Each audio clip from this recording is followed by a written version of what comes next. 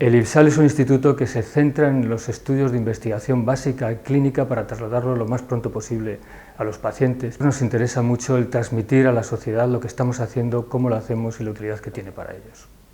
Hola a todos. Como Grupo Novartis es un verdadero privilegio y un honor poder colaborar con iniciativas tan importantes como esta iniciativa fomentada por el Instituto de Investigación Biomédica de Salamanca y con su unidad de innovación con este proyecto 12 meses cuidándote, que tiene como objetivo principal divulgar y llevar a conocer, llevar esa información que es relevante para los profesionales sanitarios para continuar fomentando la formación y la investigación en la salud. Y como Novartis, como Grupo Novartis, nuestra misión es la de querer prolongar y mejorar la vida de las personas. Y aquí este factor común que tenemos, ya sea como IPSAL que como Novartis, es eso, es tratar de poder brindar momentos preciosos en la vida de las personas que sufren de muchísimas enfermedades. Y en este caso, en 12 meses cuidándote, vamos a hablar de una de las enfermedades que impacta a más de 55.000 personas en España, y cada día 5 personas se despiertan por la mañana y se les diagnostica la esclerosis múltiple. La esclerosis múltiple es una enfermedad que impacta, como he dicho, a muchísimas personas, y no solamente a ellas, sino también a todo su entorno, y pone en resalto una vez más la importancia de las enfermedades neurológicas, que no quiero equivocarme, pero creo que alrededor de una de cada 4 familias en los próximos años va a tener una enfermedad neurológica dentro de casa, llámese migraña, esclerosis, Alzheimer, Parkinson u otras enfermedades que afectan el sistema nervioso central. Por tanto, hoy día hablaremos acerca de esto y hablaremos también de la importancia de poner el foco en la esclerosis múltiple y en la neurología en general. Para hacerlo, nosotros queremos apoyar y continuar a colaborar con este tipo de proyectos tan importantes para llevar a la sociedad y divulgar la importancia de las enfermedades. Como Novartis también queremos seguir apoyando la investigación, el desarrollo y sobre todo la innovación en muchas áreas terapéuticas. Y creo que también ahí nos vamos de la mano con IPSAL y con su unidad de investigación, porque es relevante unir fuerzas, trabajar en ecosistemas, no trabajando a nivel individual, sino trabajando en grupo, cooperando, ¿no? Porque al final tenemos el mismo objetivo, que es tratar de brindar momentos preciosos en la vida de miles de personas y, ¿por qué no?, lograr algún día que esas 5 personas que se despiertan por la mañana con una diagnosis, en este caso de esclerosis múltiples, pues no sea más así. Por tanto, una vez más, nuestro compromiso como Grupo Novartis de seguir apoyando iniciativas que vayan encaminadas en lo que es la investigación, el desarrollo, la formación y también la innovación en las áreas de la salud. Y este tipo de iniciativas, 12 meses cuidándote, pues son uno de los objetivos que también dentro de nuestras ganas de trabajar con el ecosistema. Así que nada más que decirles, continuaremos apoyando una vez más esta tipología de proyectos, y enhorabuena a IPSAL y a su unidad de investigación por promover esta tipología de proyectos. Hola, buenas tardes a todos. Hoy es un día muy especial, el día 30 de mayo, el Día Mundial de la Esclerosis Múltiple. Hoy nos encontramos en la Consejería de Sanidad de Castilla y León, donde se va a celebrar la jornada de innovación en esclerosis múltiple que organiza IPSAL y que está dedicada a los nuevos retos en esclerosis múltiple.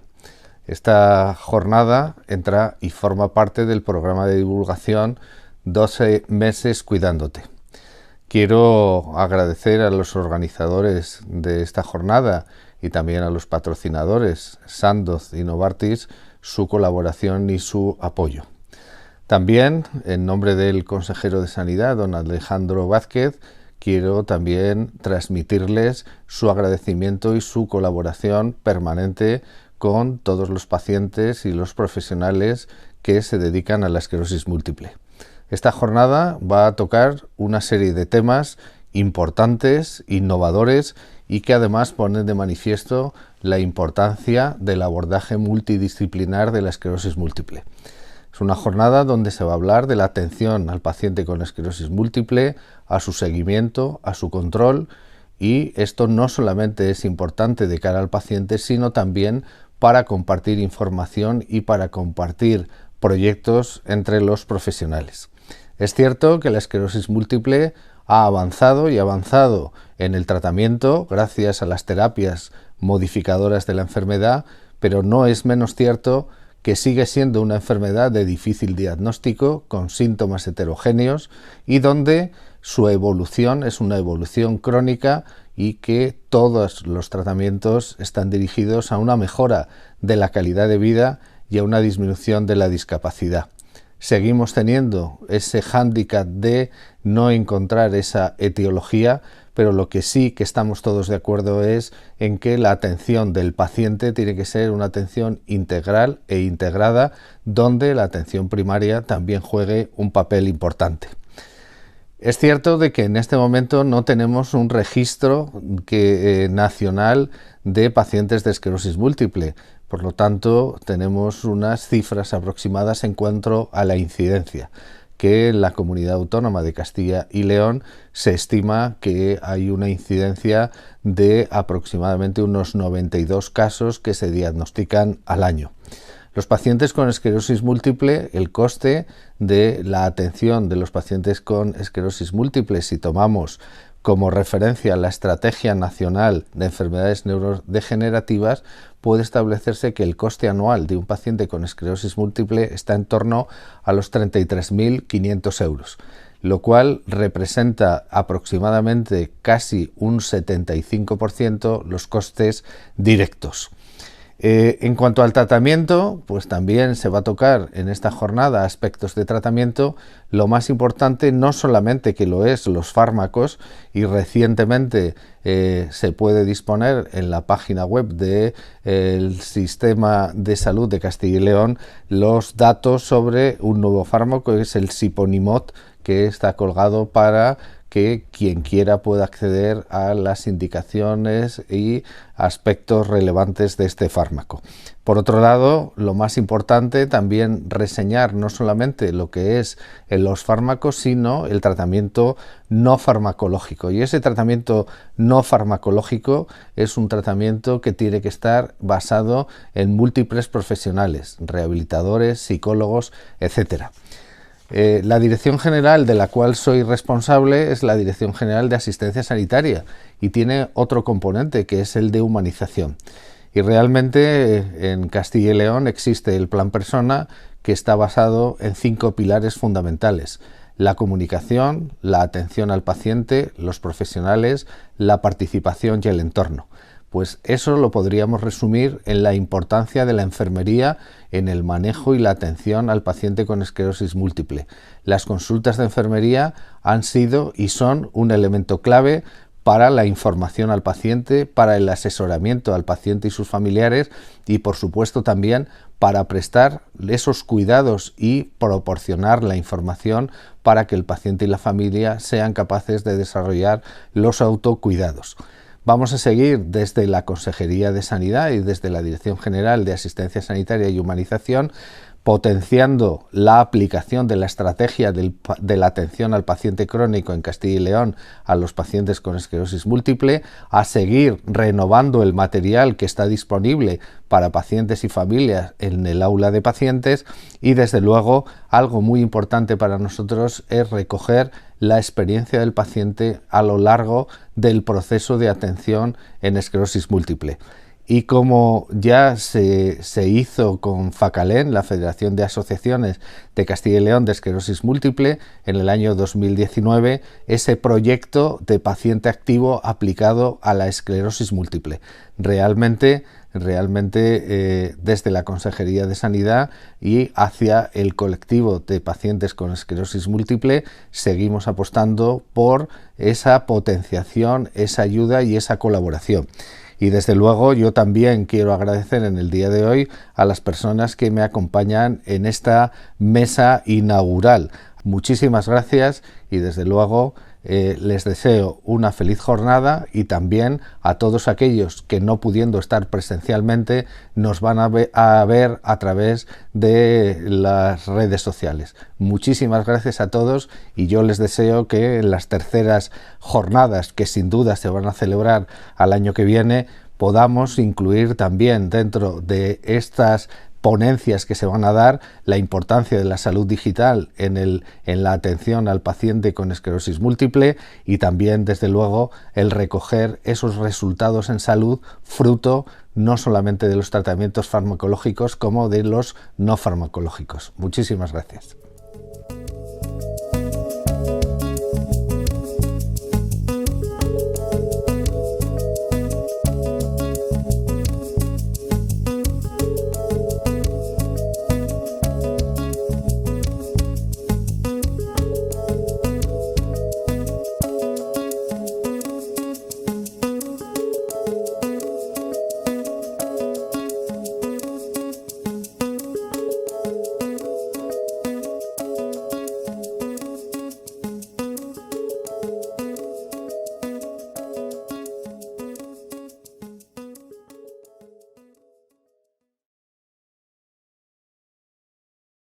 Buenas tardes a todos los asistentes.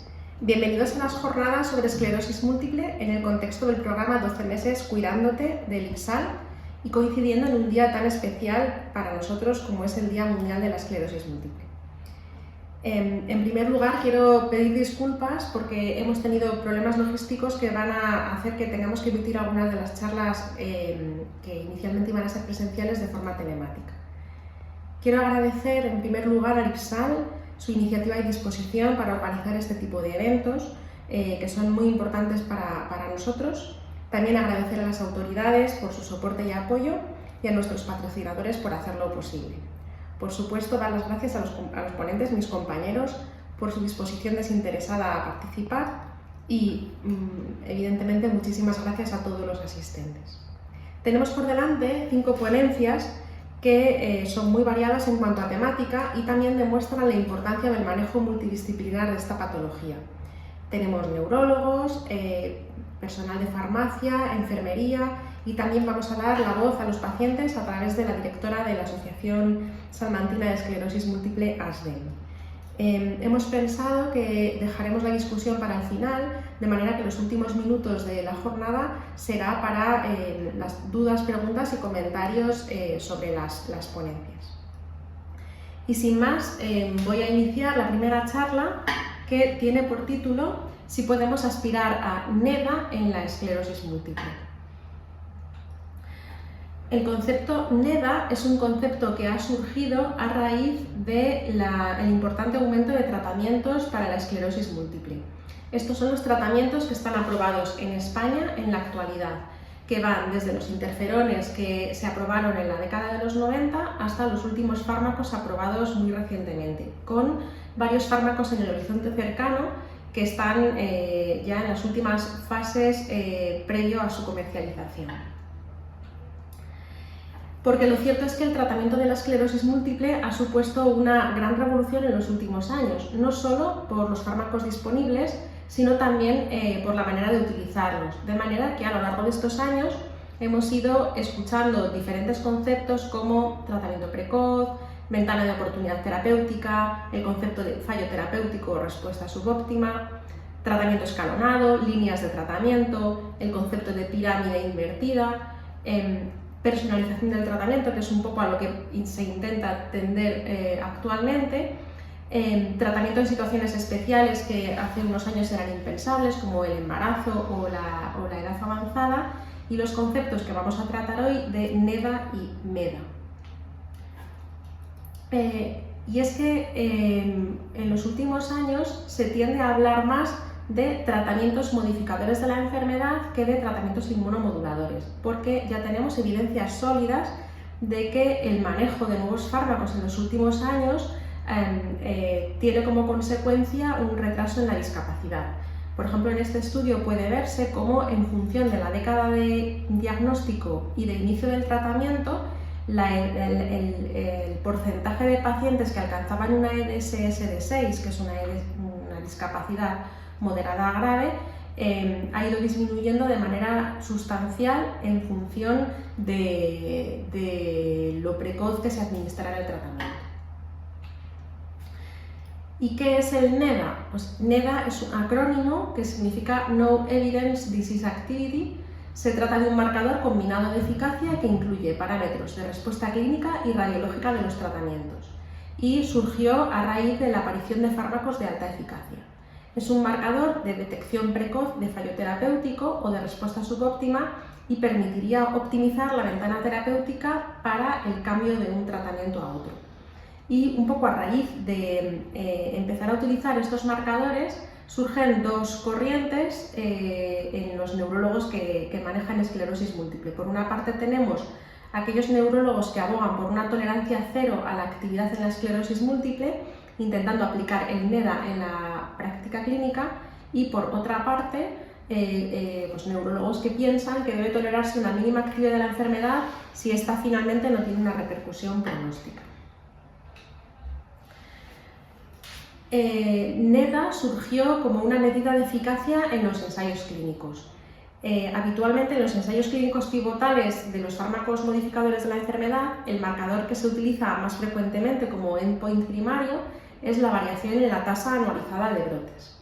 Sin embargo, en el análisis post-hoc del estudio AFIRM, que es uno de los estudios pivotales de natalizumab, uno de los fármacos de mayor eficacia y el primero del que disponemos, en el año 2009 se introdujo la variable combinada ausencia de actividad de la enfermedad, que estaba formada por ausencia de brotes clínicos y ausencia de progresión de discapacidad a las 12 semanas y ausencia de actividad en la resonancia magnética. Esta variable combinada después fue utilizada posteriormente en los análisis de otros ensayos clínicos pivotales de otros fármacos. En estudios posteriores este concepto se fue actualizando, lo fueron renombrándolo con otros términos como Disease Activity Free Status, que tenían mínimas diferencias con la ausencia de actividad de la enfermedad. Por ejemplo, la progresión de la discapacidad se medía a las 24 semanas en lugar de a las 12. Y finalmente es en este estudio que se presentó en el año 2014 donde se define el concepto NEDA3, que agrupa las definiciones previas y es una variable combinada que mide la ausencia de brotes clínicos, la ausencia de progresión de discapacidad confirmada a las 12 semanas y la ausencia de lesiones activas captantes de gadolinium en T1 o un incremento de carga lesional en T2. Y además en este estudio se relaciona la respuesta NEDA3 con otros parámetros importantes como la atrofia cerebral o parámetros funcionales como el test de la marcha o el test de los 9 palitos.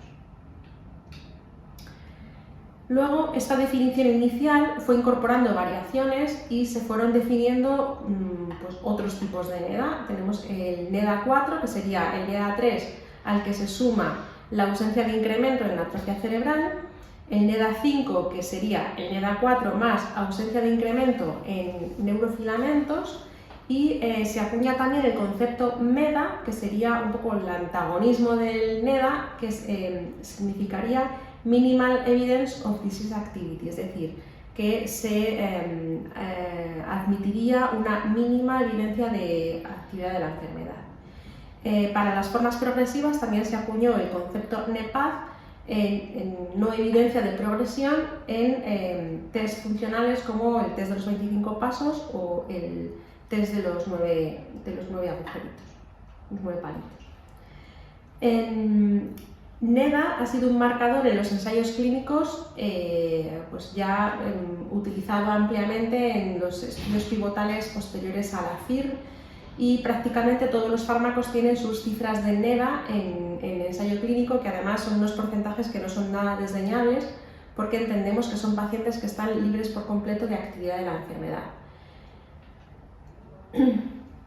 En los nuevos fármacos que están por salir, también en los ensayos clínicos, la valoración del NEDA es una variable importante y, por ejemplo, en este caso tenemos uno de los próximos fármacos por salir, ofatumumab, que tiene un porcentaje de NEDA del 87,8%, que es un porcentaje muy alto, y además en los últimos ensayos clínicos, como ya se hacen frente a comparador activo, podemos ir revisando los NEDAs también de los fármacos que ya tenemos disponibles, como por ejemplo en este caso teriflunomida, que tiene un NEDA tampoco nada desdeñable del 48%. Tenemos también valoraciones de NEDA a largo plazo en los estudios de extensión de los ensayos clínicos que se hicieron en su momento. Por ejemplo, en este caso, en el caso de fingolimod, es un estudio a largo plazo, a 7 años, donde se ve que el NEDA no solo se mantiene, sino que va incrementándose, y tenemos pacientes a 7 años con porcentajes de NEDA en torno al 70%. O en el caso de alemtuzumab, con los estudios de extensión a 5 años, donde el NEDA del ensayo clínico se fue manteniendo en el tiempo a lo largo de los años sin necesidad de retratamientos de los pacientes. En el caso de natalizumab tenemos estudios también a largo plazo. En este caso es un estudio, el estudio STRIVE, donde se evalúa el NEDA a los 4 años en pacientes en los que se inició natalizumab de forma precoz. Este es un estudio muy interesante porque es un estudio de cohortes, de una gran cohorte de pacientes con esclerosis múltiple, de más de 2.000 pacientes, en el que se evalúa el NEDA a los 7 años en un grupo de pacientes que la gran mayoría de ellos estaban recibiendo tratamientos de primera línea inyectables, y aparte de que, como puede verse con estos fármacos, el NEDA va disminuyendo con el tiempo, sí que se encontró que tener un estatus NEDA a los 2 años se asoció en un alto porcentaje de pacientes con una no progresión de la discapacidad a los 7 años. De manera que, pues un poco lo que la hipótesis de este estudio es que alcanzar el NEDA precozmente se asocia con un buen pronóstico de la enfermedad. Este es un estudio un poco también en la misma línea, donde se estudiaron 152 pacientes tratados con natalizumab en práctica clínica real, y el NEDA a los 7 años fue del 34%, comparándolo con el 9% de los estudios previos que se habían realizado en pacientes con fármacos de primera línea e inyectables. De manera que, hoy en día hay una corriente que aboga por utilizar el NEDA como punto de alcanzar para mantener a los pacientes con la menor actividad posible. Y una de las cosas importantes para los pacientes, los neurólogos que abogan por el NEDA, es que debe rebasalizarse la resonancia magnética en función del tiempo de inicio de acción del fármaco. Por ejemplo, en el caso de ocrelizumab, si se rebasaliza la resonancia a las 24 semanas, el porcentaje de NEDA se incrementa y se considera que es más realista que si no se realiza esta rebasalización. Evidentemente el NEDA tiene limitaciones, y una de ellas es que no se ha llegado a demostrar que una evidencia de actividad implique necesariamente un mal pronóstico. Además, el NEDA es una medida dicotómica, sí o no, y no permite graduar la actividad, y evidentemente no es lo mismo, por ejemplo, respecto a la actividad radiológica, pues tener 9 lesiones captantes de gadolinio que tener una lesión nueva en T2, y este marcador no permite graduarlo. Además, los 3 componentes del NEDA no están balanceados, ya que tampoco es lo mismo un brote discapacitante que una nueva lesión en resonancia, y muchas veces la pérdida del NEDA se produce precisamente por eso, por actividad en resonancia, sin que eso implique cambios clínicos importantes. Otra de las limitaciones que tiene este marcador son las intrínsecas de cada componente. Por ejemplo, no está del todo bien definida qué es la progresión, no está bien definido lo que es la actividad radiológica, los diferentes criterios de fallo terapéutico pues utilizan valores diferentes o medidas diferentes, más o menos lesiones para hablar de actividad radiológica, y por lo tanto eso conlleva que en el fondo no existe una definición estandarizada de lo que es la variable, la medida NEDA, ni de sus componentes.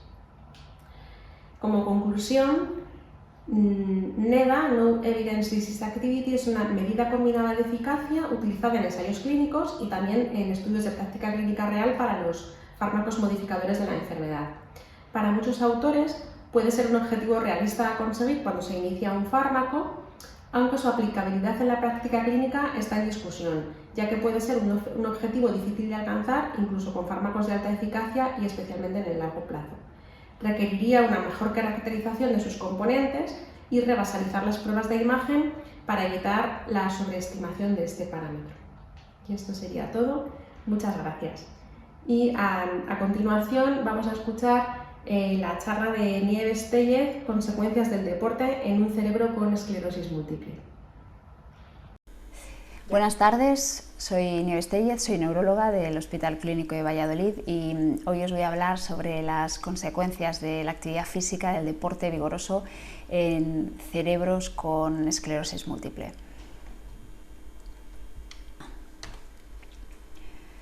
Bueno, esto es un axioma en salud, es una afirmación que prácticamente no necesita demostración, ¿no? Y nos dice que la selección natural ha colocado al hombre físicamente activo en una posición privilegiada a lo largo de la historia y que por lo tanto cuando el hombre deja de realizar actividad física vigorosa, que es lo que hoy en día sucede en la vida moderna, pues nos vuelve a colocar en la casilla de salida en una posición de vulnerabilidad, es decir, según los postulados de Darwin, se han ido seleccionando aquellas especies que mejor se adaptaban al medio, ¿no? Y un hombre físicamente activo era un hombre que se adaptaba muy bien al medio.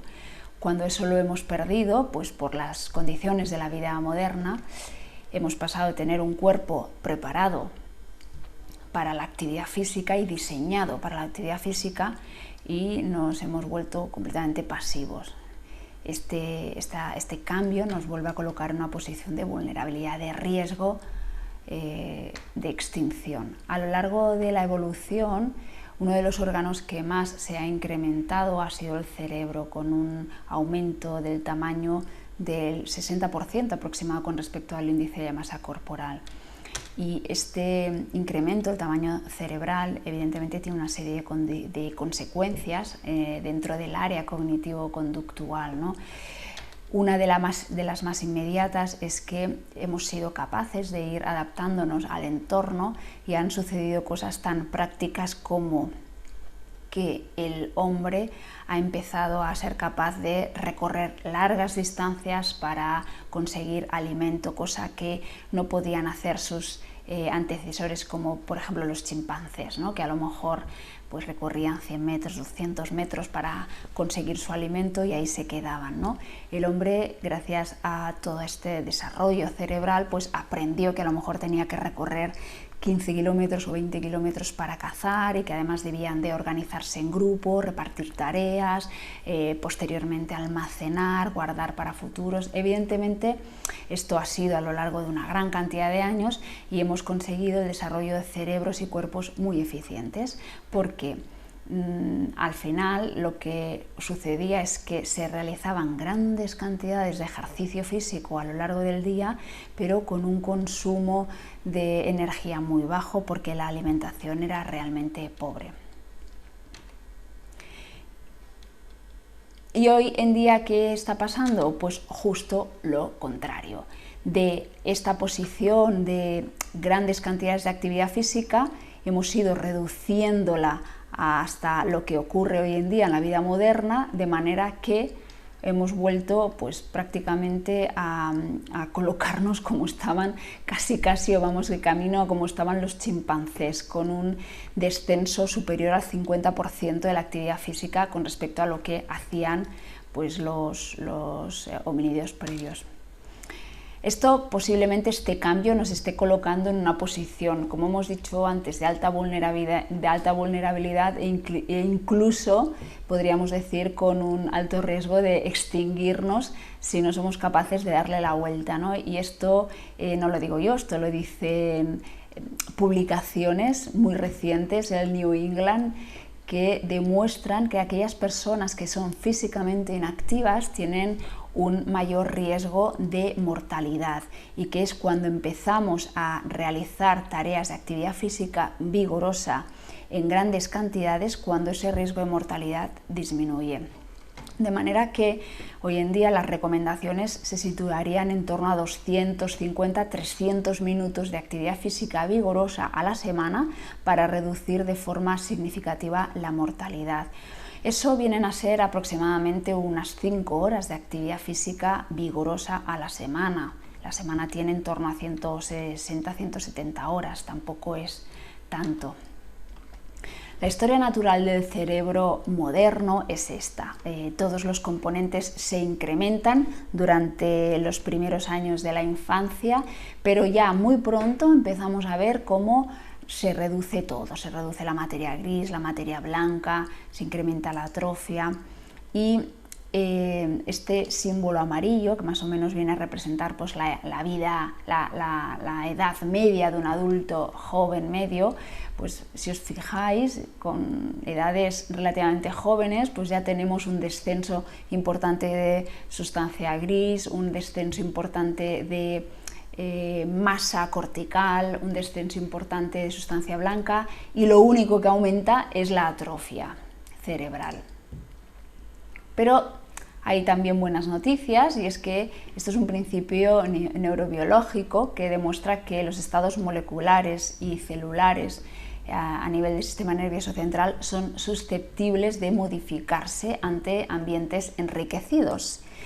Y esto es un modelo de ambiente enriquecido. Son los primeros experimentos tan básicos como colocar en una jaula de ratas esta rueda, que las ratas inmediatamente empezaban a utilizar y se pasaban a todo el día dándole vueltas a la rueda y corriendo.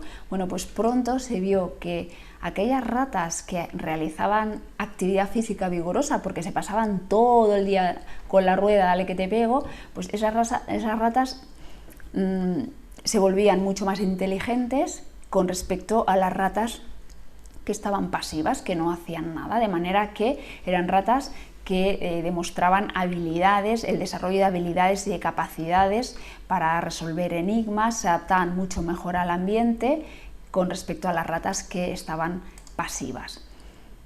¿Y qué pasa cuando estos modelos animales los intentábamos trasladar al humano? Pues sucede algo muy parecido. La práctica de ejercicio físico vigoroso consigue compensar en el cerebro humano parcialmente la pérdida de parénquima cerebral, que es edad dependiente, que se produce con la edad.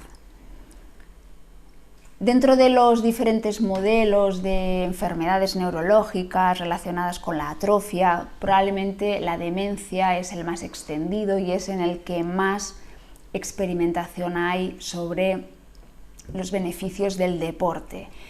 Y hay hoy en día una gran cantidad de ensayos clínicos y metaanálisis. Este es uno de los metaanálisis más recientes, y en él lo que se ve es quizá algo que a mí me ha llamado mucho la atención, porque hablamos de números como muy impactantes, ¿no? Y lo que viene a decir el resumen de este metaanálisis es que la actividad física de alto impacto tiene la capacidad de reducir en un 38% el riesgo de desarrollo cognitivo, y que la actividad física de moderado impacto pues reduce en un 35% el riesgo de desarrollo cognitivo, ¿no?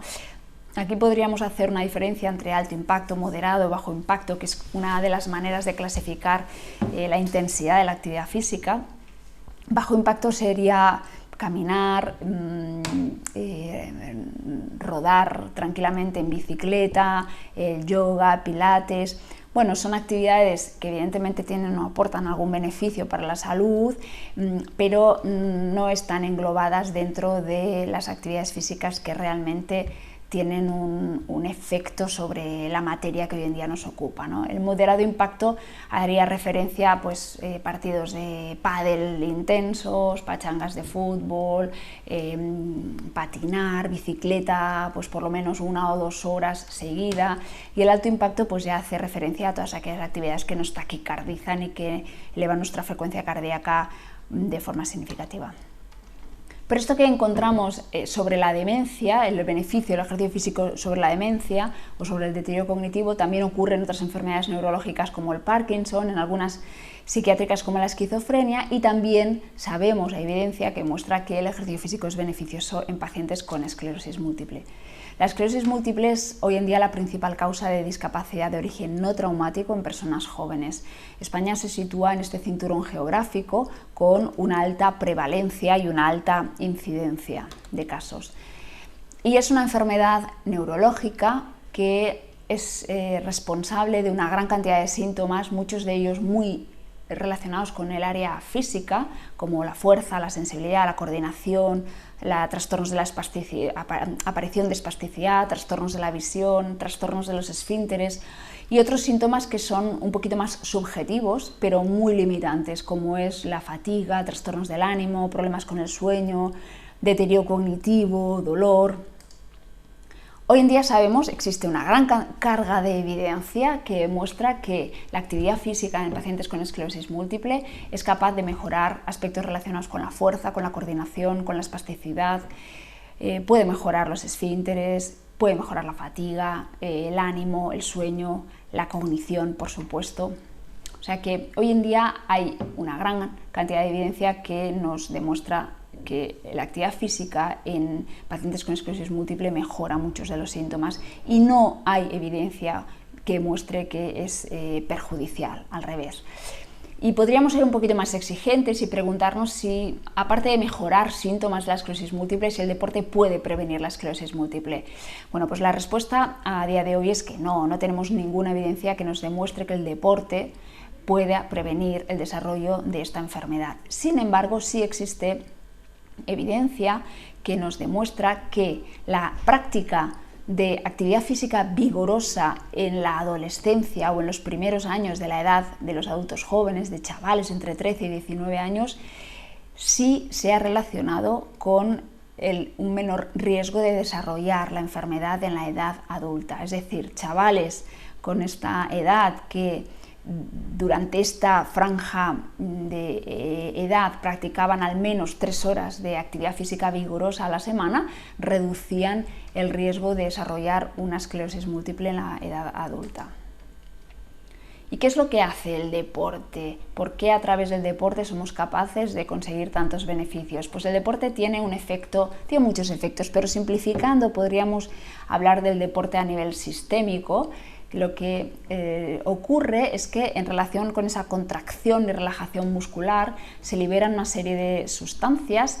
La más conocida es la interleuquina 6, que es la que va a poner en marcha una serie de cascadas de moléculas antiinflamatorias que van a generar este estado antiinflamatorio que es beneficioso para controlar muchas de las patologías que están relacionadas con el sedentarismo. Por ejemplo, el sobrepeso, que puede llevar a una obesidad y esto llevar a una resistencia de la insulina y con el tiempo a una diabetes tipo 2 y con el tiempo esto a una hipertensión arterial, etcétera, etcétera. Todas estas patologías que están muy relacionadas con el sedentarismo y que mejorarían por los efectos sistémicos del ejercicio físico son mucho más frecuentes en personas con esclerosis múltiple. Y a la vez se ha visto que la presencia de todas estas comorbilidades en personas con esclerosis múltiple pueden empeorar la evolución de la propia enfermedad neurológica. Por lo tanto, si somos capaces de controlar, al menos parcialmente, todas estas enfermedades o comorbilidades en un paciente con esclerosis múltiple a través del deporte, también vamos a poder mejorar de forma indirecta el pronóstico de la enfermedad neurológica. Pero es que por otro lado el deporte también tiene un efecto directamente sobre el sistema nervioso central y es que provoca la síntesis de sustancias que son neurotrofinas y que actúan directamente sobre el sistema nervioso central. La más conocida es el BDNF, que participa directamente en el crecimiento, en la perpetuación neuronal y en esa neuroplasticidad y adaptaciones a nivel cerebral que se producen con el ejercicio físico y que de alguna manera van a intentar compensar el daño relacionado con el deterioro propio de la edad o el que vemos en enfermedades neurológicas. Esta es una fotografía que muestra, bueno, de forma muy gráfica lo que estamos contando con letras, ¿no? Esto es en la primera fila de aquí arriba, veríamos unos cortes neuronales de ratitas que son sedentarias, que no hacen ejercicio físico. Lo que vemos aquí sobre todo pues son estas neuronas con los axones, las dendritas, y abajo ratas que sí que hacen deporte. Bueno, pues estas neuronas están como, tienen un árbol mucho más profuso, mucha mayor cantidad de sinapsis, mayor población neuronal. Bueno, lo que hemos dicho que desde un punto de vista teórico hacia el deporte, pues aquí lo tenemos reflejado de forma práctica. Sabemos que la atrofia cerebral es un hecho en esclerosis múltiple. A lo largo de los años el cerebro va perdiendo masa. De hecho, la media de pérdida de volumen cerebral en torno al año es en torno al 1%. Y hoy en día hay grandes cantidades de fármacos que, bien utilizados de forma precoz, sabemos que son capaces de estabilizar esa tendencia de pérdida de volumen cerebral, la frenan un poquito y que además cuando dejamos de usar el fármaco vemos que vuelve a intensificarse, ¿no? O sea que hay un efecto protector directamente relacionado con el fármaco. Sin embargo, ningún tratamiento ha demostrado a fecha de hoy la capacidad de parar por completo la evolución de la enfermedad ni de curarla. Entonces, hoy en día lo que probablemente debamos de hacer es utilizar todas esas estrategias terapéuticas farmacológicas que sabemos que funcionan en esclerosis múltiple y añadir otras opciones que puedan ayudar al efecto del fármaco. El deporte es una de ellas porque también en esclerosis múltiple ha demostrado que puede proteger de esa pérdida de volumen cerebral a nivel global o en determinadas regiones concretas como en el hipocampo, y además ha demostrado que en estudios de espectroscopía incrementa los valores de N-acetilaspartato que están directamente relacionados con la integridad mitocondrial, que es la generadora de energía y una organela muy responsable parcialmente de la degeneración celular en estadios evolucionados de la enfermedad. Por lo tanto, de todo esto podríamos concluir que la actividad física vigorosa tiene beneficios muy demostrados en la población general, pero que son absolutamente aplicables a personas con esclerosis múltiple. No deberíamos de hacer distinciones. Los beneficios sobre un cerebro sano del deporte son equiparables a los beneficios en un cerebro con esclerosis múltiple. Sabemos que la ausencia de actividad física vigorosa en personas con esclerosis múltiple puede condicionar una mayor vulnerabilidad a padecer complicaciones precoces, lo que hemos hablado sobre el sobrepeso, el riesgo de diabetes, hipertensión arterial, etcétera, etcétera, y cómo esto puede directamente impactar en un peor pronóstico de la enfermedad neurológica. Y por lo tanto, hoy en día nada más que tenemos argumentos para prescribir y para fomentar como terapia preventiva en la población general y a cualquier edad, da igual, niños de 5 años y abuelos de 95, y en particular a personas con patologías degenerativas y crónicas como la esclerosis múltiple, la actividad física vigorosa. Y nada más, muchas gracias por su atención. Hola a todos y bienvenidos a estas jornadas sobre esclerosis múltiple, conmemorando al Día de la Esclerosis Múltiple, que es el 30 de mayo. Me presento, soy Marta Fiz, enfermera del Complejo Asistencial de Salamanca y enfermera de la Consulta Monográfica de Esclerosis Múltiple.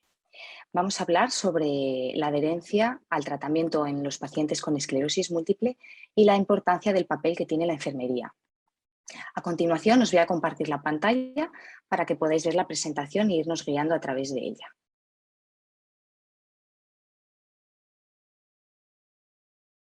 El papel clave de la enfermería en la adherencia al tratamiento.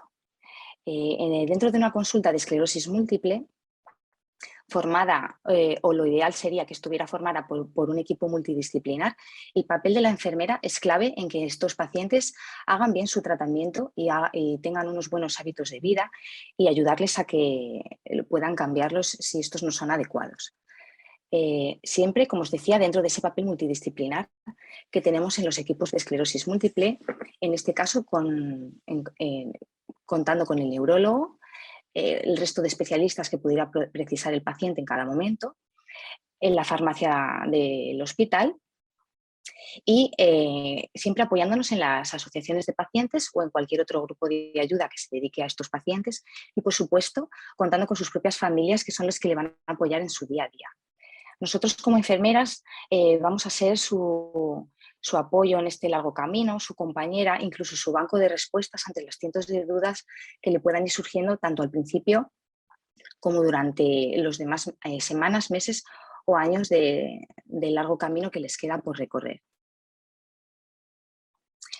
Dentro del concepto de adherencia, ¿qué entendemos por ello? La adherencia es el grado en el que el comportamiento de un paciente coincide con las instrucciones proporcionadas por el personal sanitario, en lo que se refiere o bien a la toma de medicación o a la modificación de hábitos insalubres o a cambiar su propio estilo de vida. En resumen, el concepto de adherencia es todo lo obediente, entre comillas, que pueda ser un paciente con las órdenes, también entre comillas, que se le da por parte del equipo sanitario.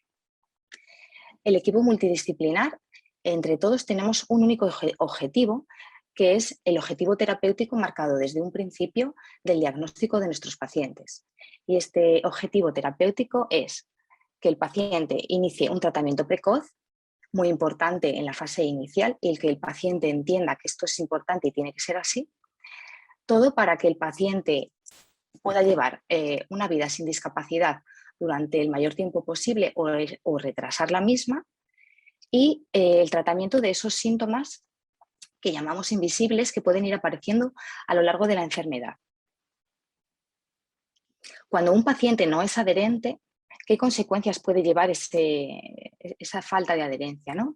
Pues por supuesto un grave problema de salud pública, ¿vale? En caso de la esclerosis múltiple quizá no tanto, pero a veces los pacientes, si es una enfermedad infecciosa, pues sería un grave problema de salud pública. Todos lo sabemos muy bien después de la pandemia que hemos pasado, ¿verdad? Cuando el paciente no es adherente, pues tenemos esa falta de esa consecución de objetivos que, como os decía, nos hemos marcado desde el principio de la enfermedad. Posibles reingresos hospitalarios al no tomarse la medicación. Aumento de costes a medio y largo plazo. Esto es muy importante en la esclerosis múltiple, ya que si el paciente va acumulando discapacidad y llega un momento en que tenga un estado de dependencia, esto supone unos costes muy elevados para el sistema sanitario español, que es lo que intentamos evitar desde el principio. Los tratamientos son caros también, pero haciendo balanza sale más barato tratarles desde el principio y que no acumulen tanta discapacidad. Aumento de la mortalidad de los pacientes, sumado a que pueden tener también otras enfermedades concomitantes. Reducción de esa eficiencia sanitaria, como os decía, ese balance coste-beneficio que no sea así. Y posibilidades de error asociados a la medicación. Que estemos pensando que nuestro paciente es adherente, que se lo está tomando o incluso que nos mienta, y ver que no nos están cuadrando los síntomas con la correcta toma de medicación.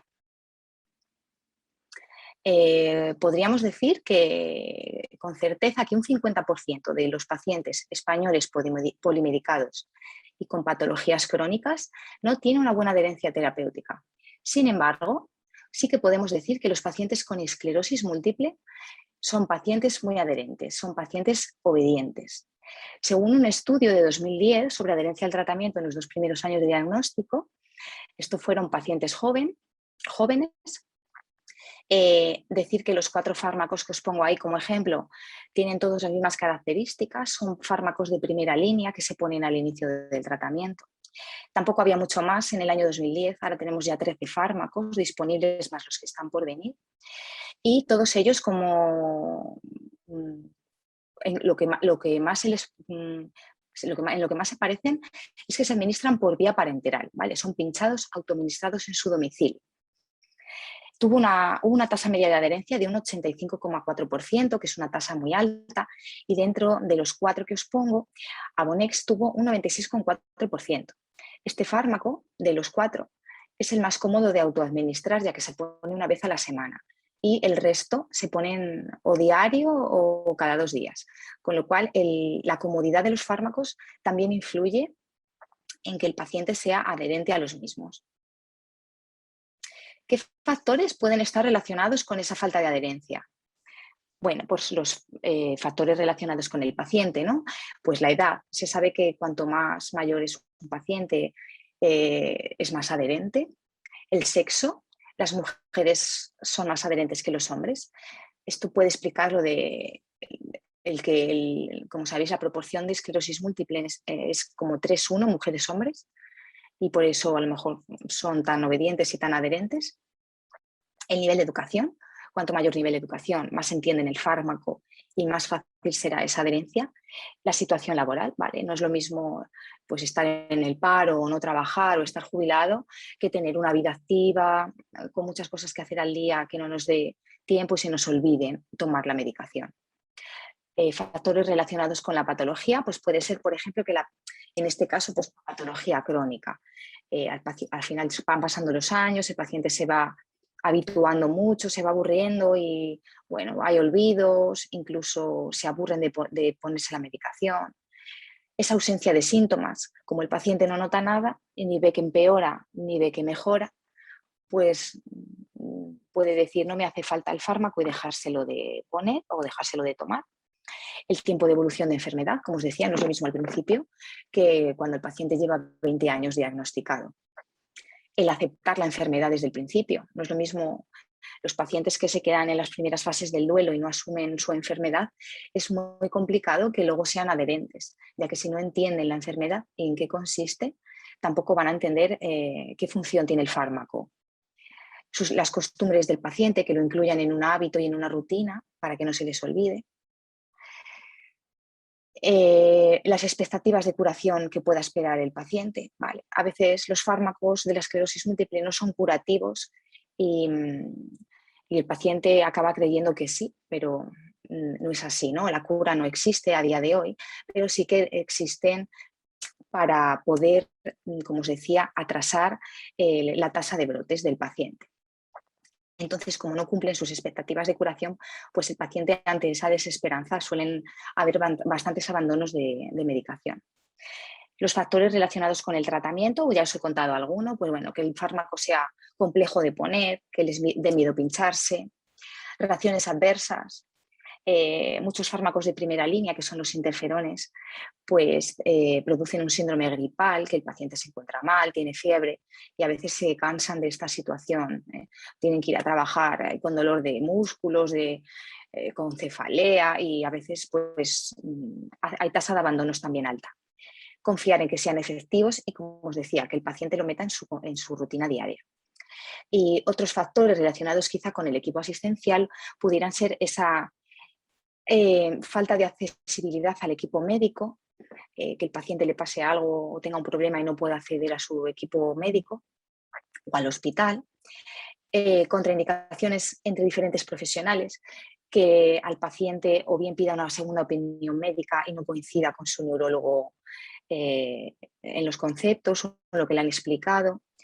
Bueno, esto a veces, el pedir una segunda opinión es muy contraproducente, ¿no? El nivel de confianza que hayan adquirido con su neurólogo, con su enfermera, ¿vale? A veces eso cuesta un poquito los primeros años, diría yo, hasta que el paciente ya asume el diagnóstico, ve que todo va bien y ve que nosotros estamos siempre ahí para intentar ayudarle en todo lo que podamos. Y por supuesto la implicación de la enfermería, como os decía.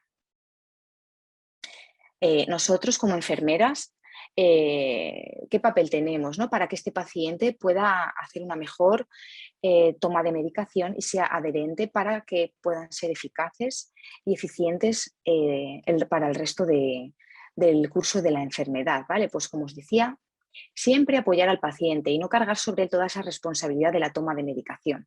Hacerle ver que siempre vamos a estar ahí, si tenga una duda, si le sale una lesión en la piel, si tiene un efecto secundario, si se le ha olvidado una toma, que vamos a estar ahí para resolverle todas esas dudas. Siempre hacerlo con un enfoque individual, ya que cada paciente pues, es diferente, cada enfermedad, cada paciente vive la enfermedad de una manera. De hecho, por eso se llama la enfermedad de las 1000 caras, ¿no? Porque ningún paciente es igual al anterior ni al próximo. Por ello, siempre esa atención individualizada tampoco es lo mismo un paciente joven, un paciente mayor, un niño que viene con su madre. Hay que hacerlo todo con mucho cuidado y con mucho tacto. Ofreciéndoles ese vínculo de confianza y empatía, que bueno, esto parece que sí que se ha estudiado que disminuye mucho la tasa de abandonos. Hacer siempre con una estrategia simple, con lenguaje entendible, al nivel educativo del paciente, que cuando salgan de nuestra consulta podamos decir que el paciente lo ha entendido y confiemos en que se lo va a autoadministrar bien. Y como os decía, ese abordaje multidisciplinar entre médicos, enfermería, farmacéuticos, etcétera, para incrementar esa efectividad y sobre todo la seguridad de los tratamientos, ¿vale? Tienen que entender que los tratamientos son algo muy delicado, muy importante y que lo deben hacer correctamente. Para terminar, os voy a hacer un pequeño resumen de un posible plan de cuidados que puede hacer la enfermera en caso de encontrarse en la consulta con un paciente poco adherente o con problemas en la toma de medicación.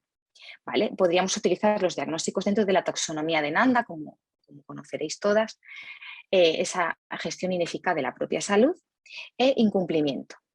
Esos dos diagnósticos nos podrían llevar a hacer un plan de cuidados estandarizado para todos los pacientes con ese problema en la adherencia al tratamiento. Dentro de las intervenciones podríamos utilizar enseñanza de medicamentos prescritos. Solamente con esta intervención, con todas las actividades que están incluidas ahí, la enfermera podría hacer pues un intento de que el paciente haga una buena adherencia terapéutica, ¿vale? O sea, un resumen de todas las actividades, hay alguna más, pero bueno, no me voy a entretener aquí, ¿vale? Es un pequeño resumen de pues una idea de plan de cuidados que pudiera hacer la enfermera de esclerosis múltiple ante este problema. Y sin más, me despido. Muchas gracias a todos y esperamos que sean de provecho estas jornadas. Bueno, la verdad, después de la charla de Nieves, yo no sé qué hacer, si quedarme de pie, sentarme, o muy bien qué hacer, pero bueno, voy a optar por sentarme. Buenas tardes, muchas gracias a los patrocinadores y muchas gracias a los organizadores. Siempre es un placer volver aquí a Valladolid, la que fue mi casa durante muchos años, donde he reencontrado antiguas compañeras y empecé a trabajar en esclerosis múltiple. Mi jefe de servicio me ofreció la oportunidad de continuar con este área de conocimiento en el Hospital Universitario de Salamanca y indudablemente lo acepté. El título de la charla es Equipos multidisciplinares en enfermedades desmielinizantes, un desafío para los farmacéuticos de hospital. Y una vez roto el hielo y haciendo un poco de historia, la creación de las unidades de ictus marcó un antes y un después en el tratamiento del ACV agudo. Se ha reducido la variable combinada muerte, estancia hospitalaria con mejores resultados respecto a los tratamientos anteriores. Los pacientes con ACV que tienen el privilegio de recibir atención hospitalaria en estas unidades tienen más probabilidades de sobrevivir y de ser independientes. Otra área de conocimiento donde estas unidades multidisciplinares son útiles es la esclerosis lateral amiotrófica. Sin embargo, el tratamiento de la esclerosis múltiple es mucho más complejo. Afecta, como hemos dicho, a personas jóvenes, tiene un curso crónico de larga duración. Y los medicamentos que se utilizan tienen todos diferentes mecanismos de acción y un perfil de seguridad también diferente, por lo que necesitan un seguimiento riguroso, un control estrecho del paciente. El acceso a las pruebas de imagen, a las resonancias, a los potenciales de bocados, a la tomografía de coherencia óptica, a las pruebas inmunológicas requieren un nivel avanzado, o sea, un nivel muy fino en la organización sanitaria. ¿Por qué necesitamos estas unidades de esclerosis múltiple? Lo primero, para hacer un diagnóstico precoz. Lo segundo, para tener una estrategia en la selección de medicamentos. Ofrecer a nuestros pacientes todo el espectro de medicamentos que está comercializados y que sean los más eficientes y involucrar al paciente en la toma de decisiones. Es necesario crear estas unidades para hacer una monitorización estrecha de los pacientes y minimizar todos los riesgos. Aquí, en estas unidades, integraríamos las competencias y los conocimientos de todos los profesionales sanitarios, neurólogos, enfermeras, radiólogos, farmacéuticos. Daríamos una continuidad asistencial y, sobre todo, también una cosa muy importante. Quizá refinaríamos el perfil de los medicamentos después de la comercialización. La organización de las unidades de esclerosis múltiple, según Sorensen, Giovannoni y Montalbán, nos dicen que el core de estas unidades son los pacientes, los neurólogos y las enfermeras de neurología. Pero dentro de ese core también están otros profesionales, como pueden ser fisioterapeutas, como pueden ser neuropsicólogos o como secretarias, que son realmente necesarias para toda la parte burocrática. Estas unidades tienen que ofrecer servicios de nutrición, tienen que ofrecer servicios de tratamiento de la espasticidad, incontinencia y dolor, por lo que podrían participar también otros compañeros urólogos. El Centro de Esclerosis Múltiple de Cataluña tiene esta estructura en red, tiene esta estructura redáctica. En su página web y en abierto dice que atienden a más de 3.000 pacientes al año, 500 episodios de primeras visitas, 7.000 episodios de visitas sucesivas, 2.500 tratamientos que se administran en los hospitales de día. Es decir, que interviene directamente el servicio de farmacia en la elaboración de estos medicamentos. Más de 350 pacientes reciben rehabilitación y forman parte de estos equipos 70 profesionales diferentes. Hay un farmacéutico que está en el Hospital Vallebrón que una vez a la semana trabaja con las personas de esta unidad de esclerosis múltiple y se reúnen para elegir. El neurólogo presenta el caso y es el grupo multidisciplinar el que selecciona el tratamiento a administrar. Finalmente el paciente decide si se administra o no se administra, en función pues, de su estilo de vida, por ejemplo. ¿Qué hacemos los farmacéuticos en los equipos multidisciplinares? Dar las gracias a Marta porque nos ha citado en su presentación, y estos autores también, Sorensen, Giovannoni y Montalbán, en un párrafo de este artículo dice que el farmacéutico debe colaborar con la unidad multidisciplinar y este farmacéutico debe ser conocedor de las terapias de esclerosis múltiple, capaz de ofrecer los mejores medicamentos aprobados tanto en esclerosis múltiple remitente recidivante como en la progresiva, y también conocer los medicamentos que están a punto de comercializar o los medicamentos en investigación. Voy a hacer un poco de spoiler, y hay una norma que se va a publicar que se llama SCALEM, y esta norma también uno de los criterios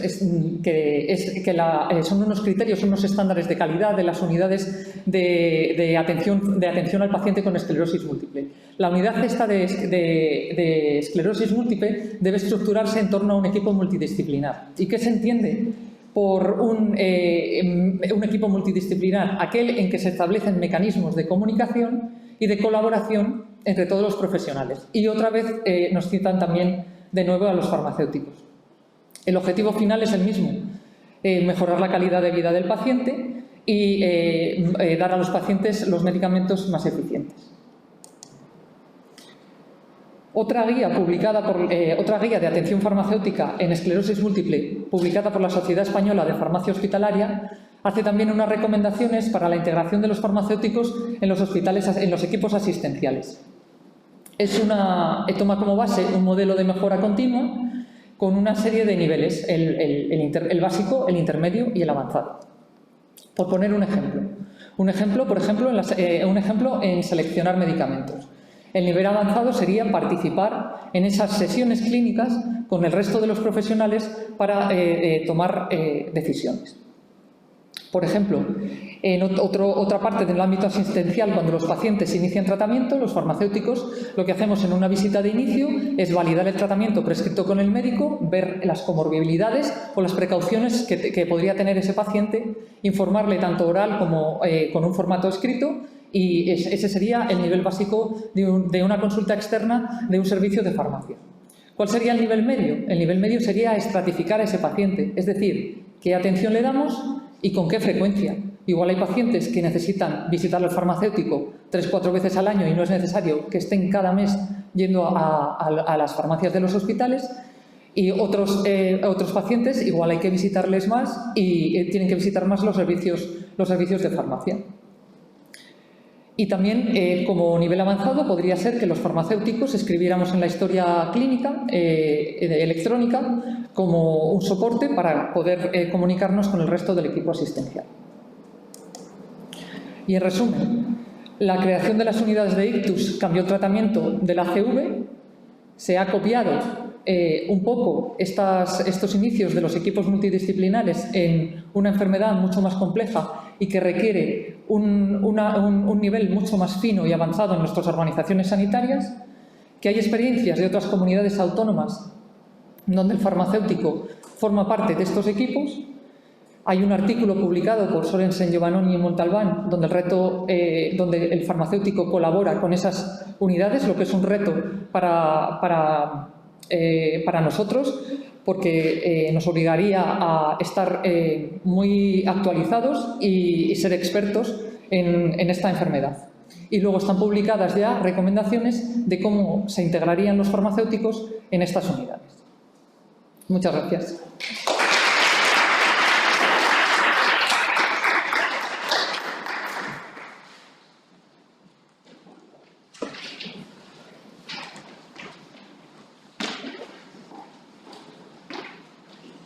Muchas gracias.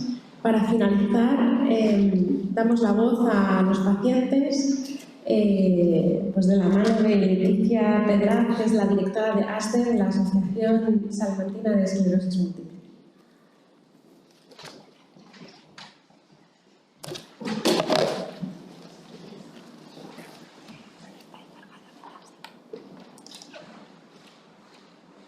Bueno, buenas tardes. Es un placer para mí representar hoy, como dice Yasmina, a los pacientes. Vengo a poner un poco el contrapunto. Yo soy terapeuta ocupacional, llevo ya 7 años trabajando en ASDEM y venía hoy a contar algo diferente a lo que hemos contado en otras jornadas de pacientes y algo que creo que es interesante y que os gustará oír. Voy a hablar sobre vida independiente y productos de apoyo, y esto tiene cierta vinculación con la esclerosis múltiple. Quiero enseñaros un poco lo que venimos haciendo en los últimos años en ASDEM de cara a los productos de apoyo y a la tecnología. Lo primero me gustaría un poco definir, porque es clave para esto, la parte de productos de apoyo, y como me va un poco en vena, poder desterrar ya el concepto ayudas técnicas y empezar a escuchar más productos de apoyo, ¿vale? Los productos de apoyo son productos fabricados, utilizados por y para las personas con discapacidad, que pueden estar destinados a 3 cosas: bien a facilitar la participación, a proteger o apoyar, medir o entrenar o sustituir funciones, o también a prevenir deficiencias, cualquiera de esas 3 cosas. Y dentro de ese marco, por aterrizar un poco ya la pelota, ¿qué es lo que nos preguntamos en ASDEM? Necesitamos saber qué es lo que está pasando en las casas. Y un poco con esta pregunta en la cabeza, llegamos un poco a una conclusión muy lógica. Para esto no necesitamos hacer nada, solamente mirar a nuestro alrededor. ¿Qué es lo que pasa? Pues que no es posible resolver los problemas de hoy con soluciones de ayer. Esto no hacía falta dedicarle mucho tiempo y, sin embargo, en ASDEM llevamos mucho tiempo dedicado a la tecnología y a los productos de apoyo. Dijimos, vamos a ahondar en esta problemática y a intentar encontrar algunos indicadores de referencia que nos ayuden a tomar decisiones o a ver qué es lo que podemos hacer, y para eso empezamos a medir, y 2 ingredientes principales eran un poco qué apoyos necesitan las personas y cómo se encuentran en sus niveles de accesibilidad. Bien, para esto diseñamos una herramienta que más que medía accesibilidad, lo que medía era practicabilidad. No nos interesaba que las casas cumpliesen normativa de accesibilidad, sino que fueran practicables para las personas y que contribuyesen a lo que en terapia ocupacional llamamos el equilibrio entre lo que el entorno habitual de la persona demanda y las capacidades de esta persona. Y os enseño algunas conclusiones que nos llaman bastante la atención. En cuanto a la intensidad de los apoyos, ¿dónde necesitan más apoyos o en qué momentos o qué actividades son las que requieren más apoyos? Estas conclusiones, después de medir en Salamanca, provincia, 56 domicilios de personas con esclerosis múltiple, vimos que, como veis, en primer lugar están las actividades instrumentales, en segundo lugar, ocio y participación social. En tercer lugar, confort, descanso y salud. Seguramente, en primera instancia, habríamos apostado todos porque necesitamos muchísimos apoyos en movilidad, muchísimos en alimentación, muchísimos en vestido, y sí que los necesitamos. Pero es cierto que las personas necesitan muchos apoyos para no dejar de lado una esfera de su vida que va más allá de las actividades básicas. Y en cuanto a accesibilidad, esto sí que no nos dio ninguna sorpresa. Los espacios o los momentos en los que existía más desequilibrio entre el entorno y lo que la persona podía hacer era en la movilidad y en el inodoro. Son realmente espacios de pequeñas dimensiones y críticos para la autonomía de las personas porque además tienen mucha relevancia en su calidad de vida. Bueno, como conclusiones es que de todos los hogares que medimos, un 52,92%, más de la mitad, eran apoyos de intensidad alta, y a esto nos referimos con que eran apoyos que se recibían muy frecuentemente y apoyos de alta intensidad, apoyos físicos que necesitaban de una tercera persona. Bueno, una vez hecha la foto, vamos a tomar decisiones, ¿no? ¿Qué podemos hacer? Ya sabemos dónde necesitan apoyos, con qué frecuencia, y llegamos a varias conclusiones. Esta, igual que la primera que os enseñaba, no era necesario pensar mucho y era muy fácil. No podemos crear espacios para las personas, tenemos que crear espacios para las personas y no personas para los espacios. Esto estaría muy bien si pudiésemos crear casas evolutivas que se adaptasen a lo que vamos necesitando en el tiempo, o que una bola del futuro nos dijese que vamos a necesitar. Pero como generalmente no es lo que pasa, llegamos a otras dos subconclusiones muy importantes. Primero, que la llave está en la tecnología y los productos de apoyo para nosotros. Y la segunda es que no solamente es que sean la clave para la dependencia o independencia de las personas, sino que además los productos de apoyo y la tecnología viabilizan y dignifican, lo que es más importante para nosotros, los proyectos de vida. Para eso nos pusimos a trabajar y lo que hicimos fue poner en marcha un proyecto que se llama Punto de Asesoramiento e Investigación sobre Productos de Apoyo, en colaboración con la Gerencia de Servicios Sociales, y pusimos en marcha un pequeño banco de productos de apoyo de forma experimental. Vamos a ver qué es lo que pasa. Y hicimos un proceso muy sencillo, lo más simple que pudimos, en el que recibíamos las demandas, evaluábamos el hogar, emitíamos un informe y a partir de ahí la persona decidía qué era lo que quería hacer o qué necesitaba de nosotros. A veces compraban los productos, a veces compran los productos, a veces les prestamos los productos, a veces le alquilamos los productos, o a veces, cuando esos productos no existen, tratamos de buscar vías por las que investigar sobre esas necesidades.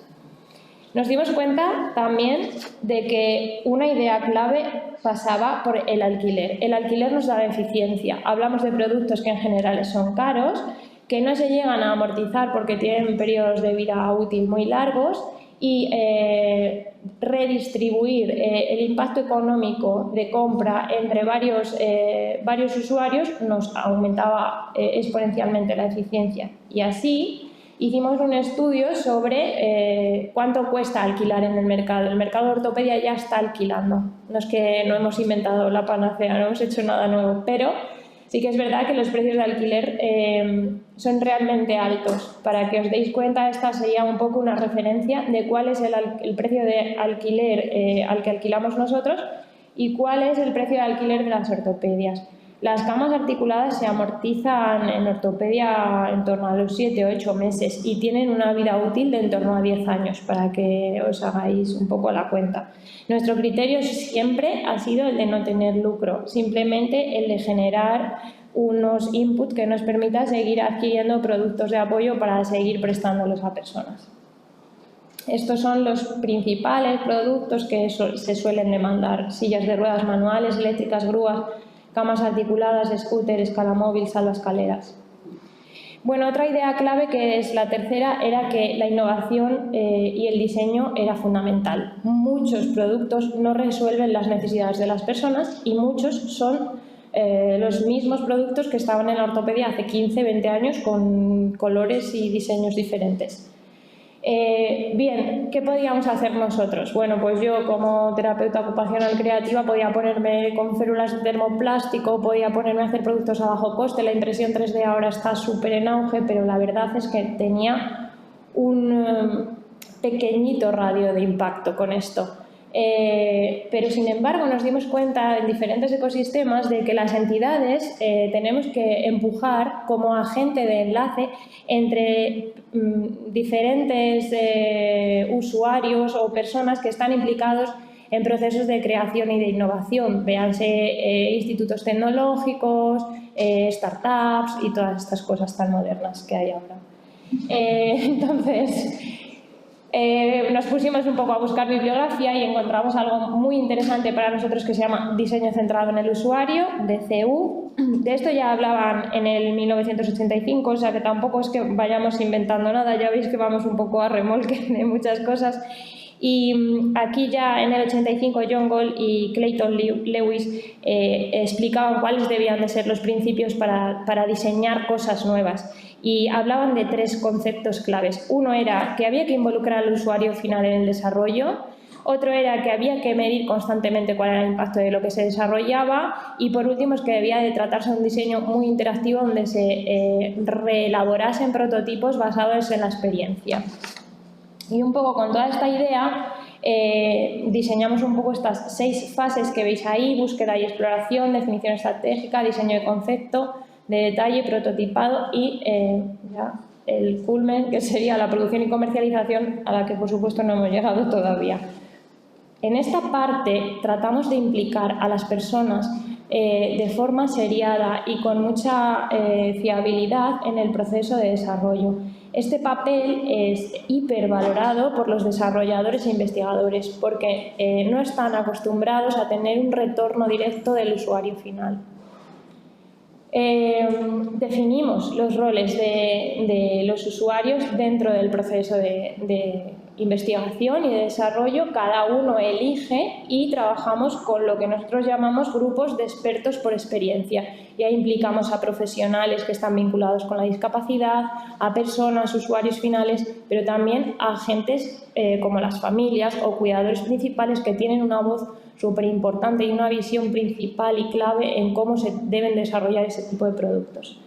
Y para terminar, por ser súper breve, os enseño 2 de los productos donde hemos participado junto con el Instituto Tecnológico Cartif en el año 2020 en el desarrollo de estos primeros prototipos. Uno es un andador inteligente y el otro es un elevador de inodoro con función de lavado y secado. Ambos son ideas que presentamos con mucho orgullo, han nacido en ecosistemas de personas con esclerosis múltiple dentro de nuestros foros de pacientes en la búsqueda activa de qué soluciones necesitaban en su día a día. Y todos ellos han sido probados, pilotados y testeados en ASDEN con grupos de personas con esclerosis múltiple. Y tenía 2 vídeos, pero no sé si se van a ver. ¿Lo pruebo?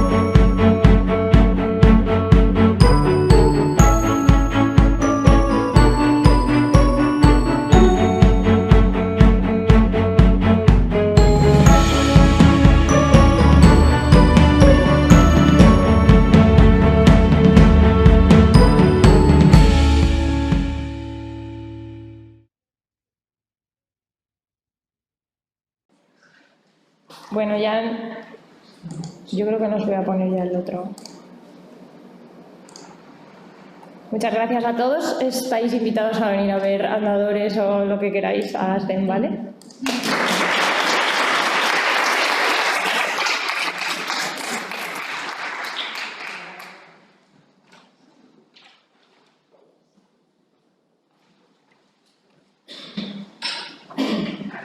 Bueno, muchas gracias, Leticia. Yo creo, si os parece, voy a invitar a mis compañeras a que suban para el turno de preguntas.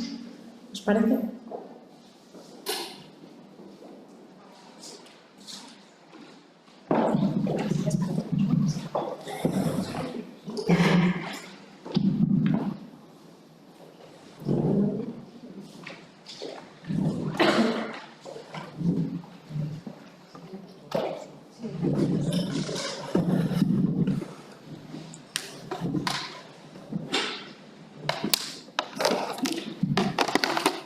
Llega el turno de preguntas. No sé si hay preguntas en la sala para las ponentes. Si alguien quiere hacer alguna pregunta. Adelante. Bueno, yo quería hacer una pregunta a la Espera, te van a traer un micro. Hola. Nada, buenas. Yo quería hacerle una pregunta a la doctora Teller. Gracias por la presentación muy sencilla. No me tenéis que convencer de los beneficios del ejercicio físico, ya lo sabes. Mi pregunta es, para cualquier persona sí que se ha visto que ciertos niveles de ejercicio físico muy elevados llegan a ser detrimentales para la persona. Para las personas con esclerosis múltiple, ¿son los mismos niveles? ¿O has visto si hay niveles más bajos en los cuales el ejercicio físico pudiera llegar a ser negativo? Pues no, la verdad es que no lo sé. En el modelo de cerebro sano se sabe que a partir de X horas a la semana ya no dejas de obtener esos beneficios e incluso empiezas a tener problemas, ¿no? Y yo creo que esto es fácil de detectar, ¿no? En las personas que se pasan haciendo ejercicio físico. Yo siempre cojo el modelo de los futbolistas, ¿no? Que entrenan una cantidad de horas semanales brutales y están todos como envejecidos, ¿no? Es gente que tiene un aspecto, sí, se ponen en marcha mecanismos, yo creo que antagónicos a los que buscamos, ¿no? Pero en esclerosis múltiple no sé si los modelos, o sea, si las horas son las mismas o no, lo desconozco por completo. Posiblemente sí, pero lo desconozco. ¿Alguna pregunta? María Ángeles. Yo creo que sí me digo. Yo quería hacer una pregunta a Ana, a la doctora Lourdes. Es verdad, las unidades de ICTU se vieron para disminuir dramáticamente la contaminación, mejorar el tratamiento, ¿no? De hecho, bueno, siempre se ha dicho a nivel de ICTU, que supongo que será igual porque es una cuestión aguda, porque ya estamos hablando de laboratorio, el cerebro es ciego. Entonces, cuanto antes se aborde ese cerebro enfermo, pues mejor. Cuando hablas de las unidades de esclerosis múltiple, exactamente, ¿están funcionando ya de la misma manera que las unidades de ICTU por desconocimiento?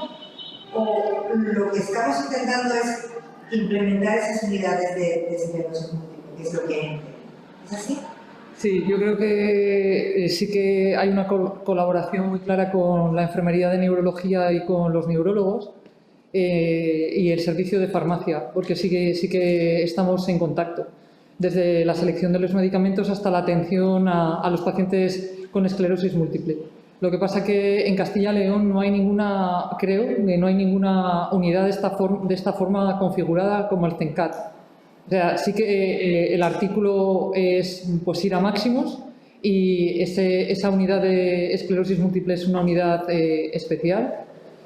Atiende a muchos pacientes y bueno, es parte pública, parte que no es pública, entonces no sé si se puede tomar como referencia, pero aterrizando a nuestra comunidad sí que estaría bien, y lo hemos comentado con Yasmín alguna vez en conversaciones de cafetería, y sí que sería bueno que se crearan, yo creo que esas unidades de una forma un poco más estructurada y que fuesen similares en todos los hospitales y que se dieran recursos para todos los hospitales.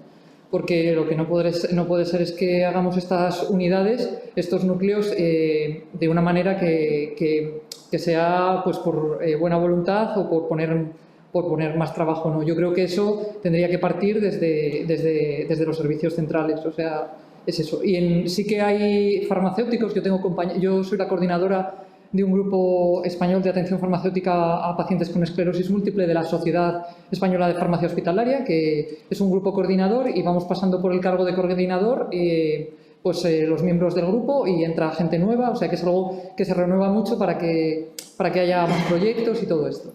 Entonces sí que hay compañeros que asisten semanalmente a las reuniones estas. Hay un hospital en Canarias, el compañero del Hospital de Cataluña, sí que se reúnen semanalmente con los neurólogos, con los radiólogos, para elegir el mejor tratamiento. Esta es mi visión. Yo sí que creo en estas unidades. Yo creo que es bueno para todos, para los profesionales y para los pacientes, sobre todo. Y es bueno establecer relaciones. Yo he visto ahora a María José, la enfermera de neurología, a Patricia o a Nieves Tellez, las he visto aquí, o sea, y me ha dado una inmensa alegría porque he trabajado mucho con ellas y también he discutido con María José. O sea, quiero decir que yo no hablo de un mundo así perfecto, pero bueno, o sea, pues, y con Yasmina y con Marta, pues bueno, tampoco llevo tanto tiempo en Salamanca, pero ya hemos hecho algunas cosas. O sea que bueno, me parece, no sé si te he contestado, Ángeles. Perfecto. Sí, creo que también son necesarias estas unidades, esta multidisciplinaridad de la que estábamos hablando antes. Es la única manera de abordar la patología. Bueno, sí, Internet. El problema es que es verdad que requiere de una presencia de profesionales muy amplia y yo creo que en nuestro medio no es tan fácil como en otros medios, ¿no? No solo necesitamos esa coordinación con farmacia, tendríamos que tener vías clínicas con urología, con neuroradiología, con oftalmología. Es algo realmente es complejo y yo creo que es algo que se logra en hospitales que tienen ya mucha tradición de manejo de pacientes con esclerosis múltiple y ojalá podamos llegar a eso, pero yo creo que en nuestro medio no es tan fácil, yo creo, por cómo son nuestros servicios, ¿no? En cuanto a recursos humanos y materiales. Yo quisiera añadir una cosa más, y es que yo vengo de allí, de Barcelona, de CEMCAT, y he visto cómo se ha gestado todo eso.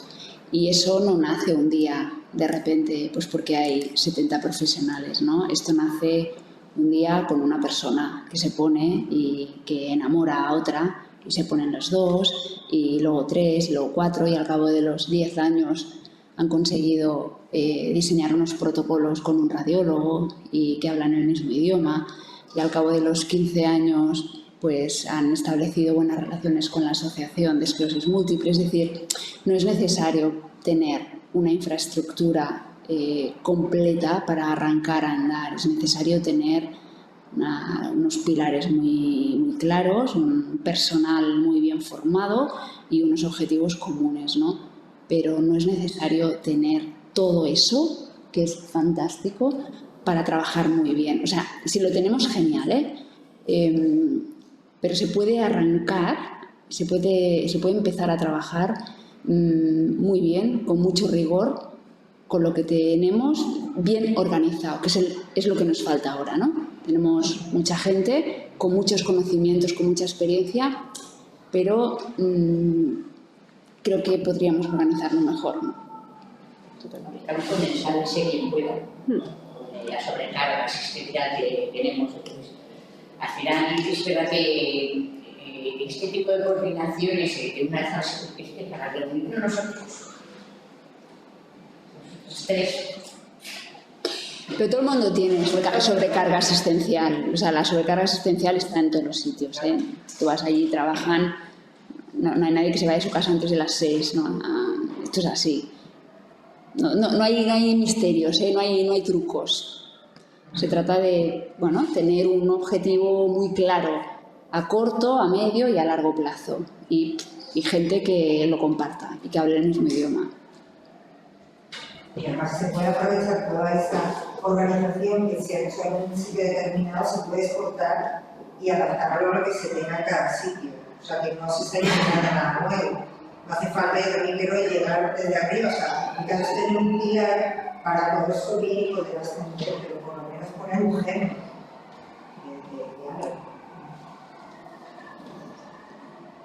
Yo le quiero hacer una pregunta a esto.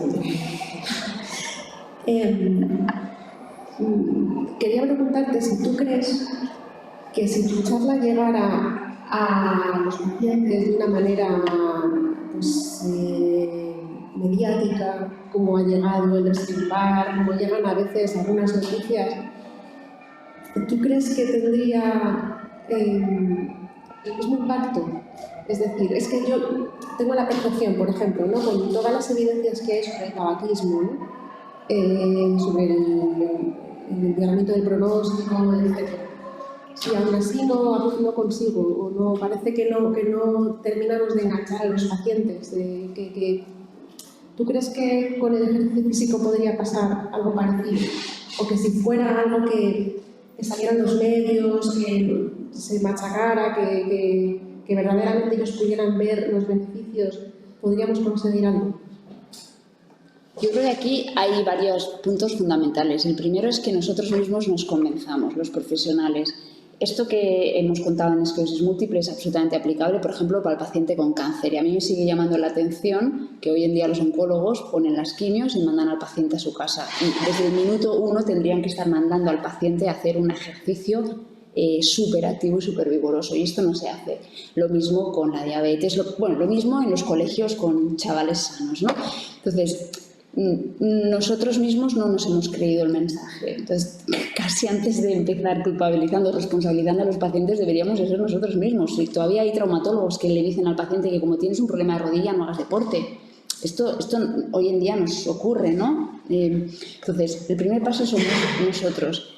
El segundo paso, la responsabilidad del paciente, es complicada porque la información del Epstein-Barr, ¿sabes a qué va a llevar?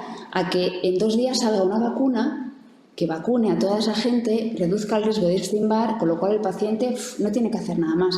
Pero es que tú digas a un paciente o a una persona que se levanta a las 5:30 de la mañana, que vaya al gimnasio, que si no tiene tiempo, da igual, tiene que ir al gimnasio, que esto lo tiene que incluir en su rutina diaria, cuando no tiene tiempo, cuando tiene un follón familiar que no veas, cuando no ganas cero, y están todavía esperando la motivación, ¿no? Voy a ver si me motivo para ir al gimnasio, ¿no? Cuando tienen que entender que la actividad física no es una cuestión de motivación, es una cuestión de disciplina y obligación, ¿no? Entonces, hay un primer paso que es que nosotros nos lo creamos como profesionales, y hay un segundo paso de responsabilidad del paciente o del individuo, que es que realmente se comprometa a eso. Es muy difícil, porque lo del Epstein-Barr será una vacuna, lo del colesterol es una pastillita, y hacer ejercicio es un esfuerzo y un compromiso que tienen que asumir. Sí, y eso cuesta mucho. Como dejar de fumar. Como dejar de fumar. Entonces, todo lo que supone un esfuerzo considerable, pues está condenado al fracaso si no lo estás monitorizando mucho. Pues yo creo que vamos a dar por finalizada la jornada. No sé si alguien tiene alguna pregunta más. Reiterar el agradecimiento al IPSAL, a los patrocinadores, a mis compañeras por su esfuerzo y a todos los asistentes. Muchas gracias y esperamos vernos en una tercera jornada. Adiós.